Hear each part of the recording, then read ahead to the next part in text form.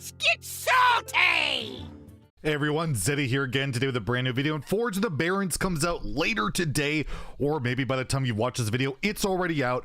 But if you want to come hang out with me, I will be streaming Forge of the Barrens live on Twitch, probably playing standard ladder. You can check me out at twitch.tv/Zeddy around 5 p.m. PST, 8 p.m. EST. I should be live.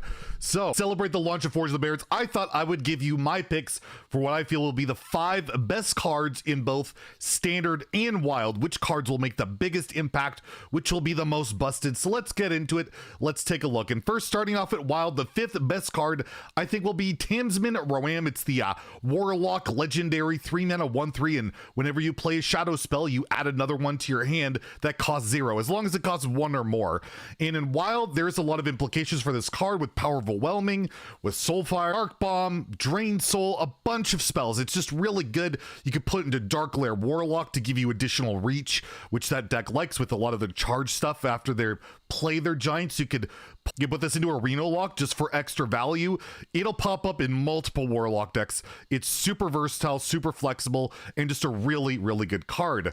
Number 5 for standard, I'm going to go with Outrider's Axe, the warrior weapon, 4-mana 3/3. Every time you kill a minion, you draw a card. This card is just insane. It's 4 mana, potentially draw 3, deal 9, and if you upgrade it with like a Dr. Krasnov, it's even more.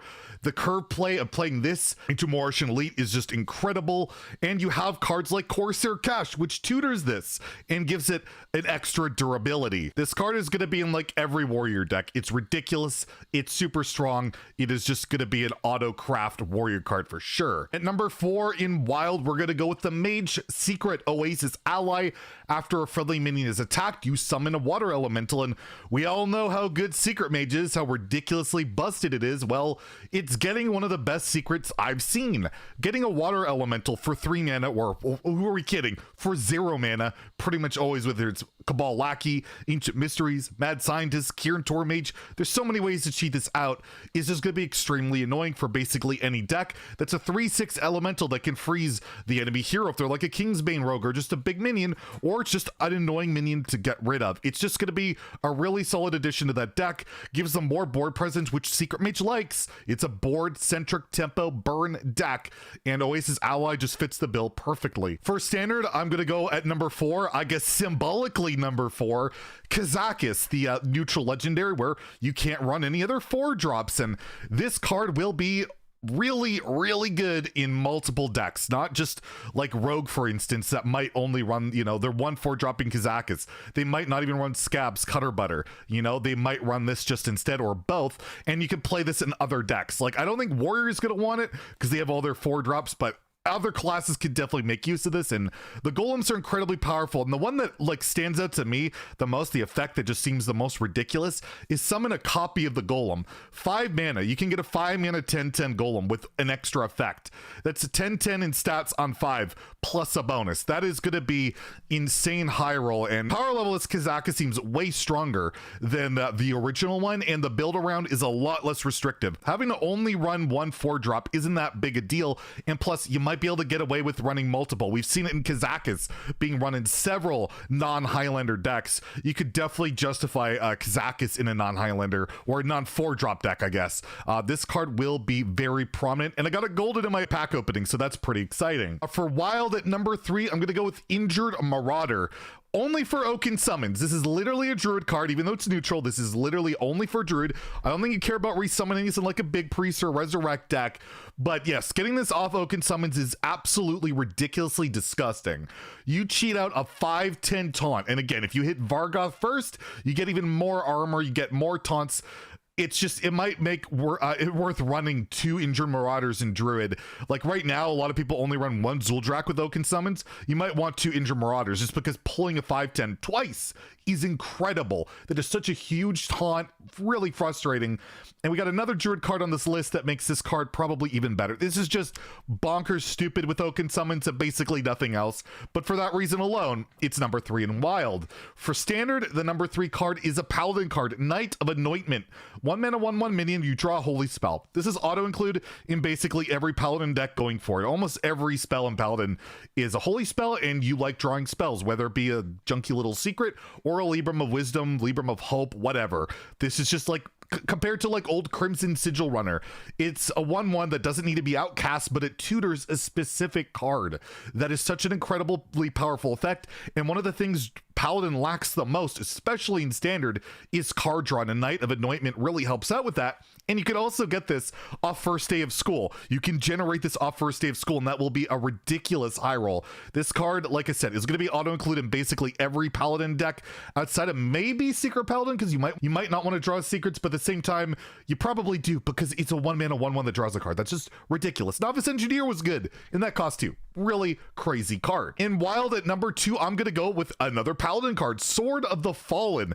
2 mana 1/3 weapon. Every time you attack, you play a secret from your deck, and well, that's incredibly powerful. Compared to Mad Scientist, it's like that, except it's a 1/3 weapon, and you get 3 secrets for the cost of 2 mana. 3 instead of 1. That is ridiculous. This card is absurd in like Wild, with all the good secrets and all the secret synergies. I don't know, like, you could probably make this around a Call to Arms Paladin, right? Like, have a secret mixed with Call to Arms, and that deck looks like it could be an absolute terrifying mid-range aggro deck. Like, the draw available, you can play Divine Favor, you can play Call to Arms.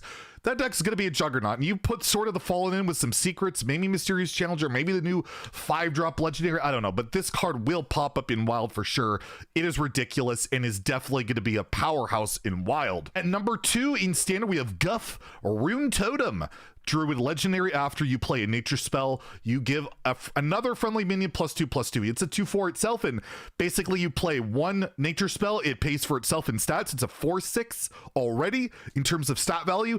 And when you have cards like Innervate, Lightning Bloom, which are nature cards, or nature studies, this gets ridiculously fast for basically no mana. And you can just chain it with Gibberlings and just go off. I think this card's gonna get nerfed. I think this card is ridiculously overpowered at 3. I think it's one of the strongest cards in the set, and it is going to make that token druid deck like unkillable in the early game if they ever get this high roll, which isn't much. Just draw Guff and a couple of cheap spells, and you're going to win the game early. It's just insane. This card is so good. I cannot overstate how insane this card is. Before we get to number 1 for Wild, let's take a look at a few honorable mentions. We have Ruined Orb, 2 mana, deal 2, discover a spell in Mage. I think it's just a good like Reno Mage quest card or a quest Mage card. You get removed, you discover a spell, really flexible, probably pops up quite a bit. We have Lushwater Scout, the Murloc, neutral Murloc that gives other Murlocs rush. I could see Murloc Paladin, Murloc Shaman really utilizing this. It's just really solid, lets them fight for board a lot better, which they could struggle with at times because they didn't have a lot of rush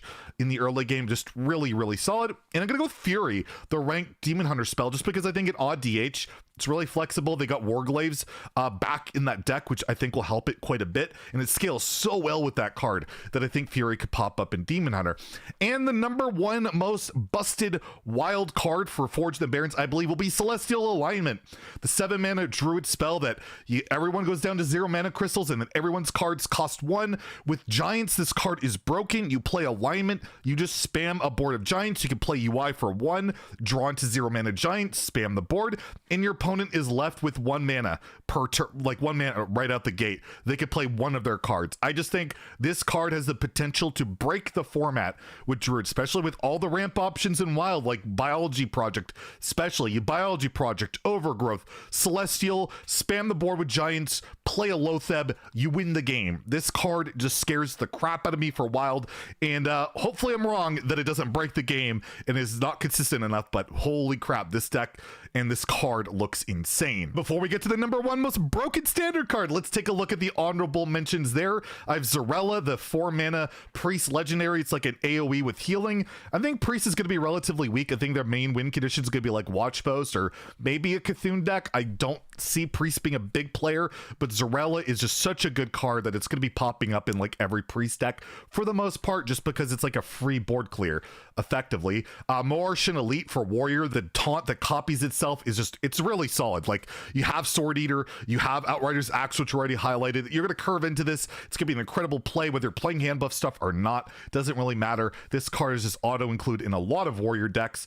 Primordial Protector, mainly in Druid, where you ramp up into this, get your survival of the fittest, draw the survival of the fittest. At the worst, you're drawing like maybe a guardian animals. Like, this is just a really good stat bomb that tutors a card you want to play early. Really strong, but only really in Druid from what I can tell. And then Scab's Cutter Butter. I actually don't have it on my top 5 because Rogue has so much broken stuff that maybe Scab's Cutter Butter is a bit overrated. Isn't that absolute broken card that I'm fearing, but it at least has to be an honorable mention because cheating that much mana in a class that loves to cheat mana feels like it's gonna be a powerful effect. And now the number 1 most busted standard card is also on the wild list, and that's the Paladin weapon, Sword of the Fallen. The weapon, we talked about it, cheating out secrets. It's really good in wild with everything going on there, but in standard, where it's hard to get these effects as good as this card, it's insane to cheat out. Draw 3 cards for 2 mana. You don't have to pay the mana. You get to thin your deck of bad secrets. It's just an incredible effect.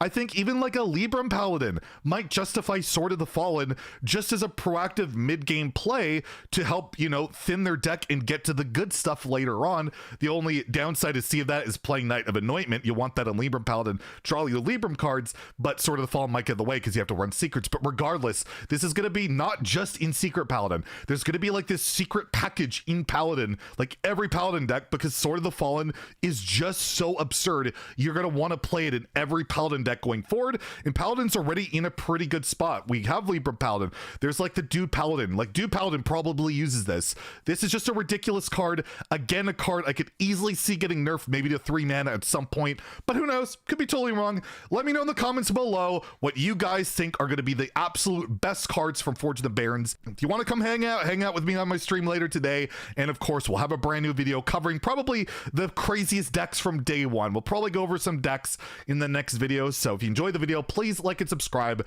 Have a great day and stay salty, my friends.